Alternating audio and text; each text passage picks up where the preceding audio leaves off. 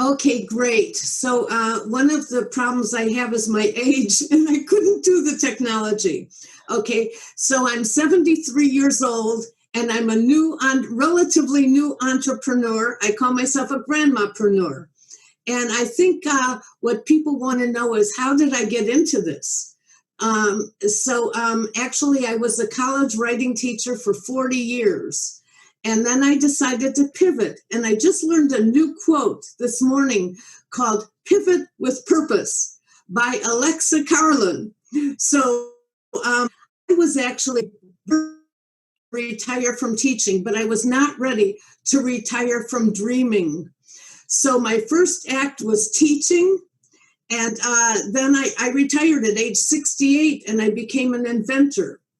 And I became an inventor, and then I actually wrote a book about my invention, and my book is called How I Got My Product on QVC, The Today Show, The View, and More in My Retirement.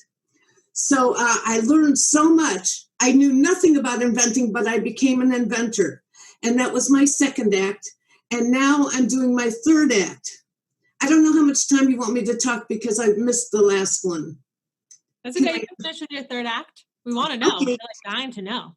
Okay, so I put my product. My product was for eating in restaurants, and you'll actually have a coupon for it in the gift bag. Okay, but my new project was during COVID because of my age. I really rarely went out of the house. So I spent my time to write my memoirs to pass down to my 3 children and 6 grandchildren and future generations. And I made a book of my life. And because I'm a writing teacher, now I'm helping other people to write their story. And it's called Write Your Selfie. And my book is really to show my grandchildren that grandma used to be young once. So that's me when I was young. And I was doing research about my history because nobody's going to know about me after I'm gone unless I tell them.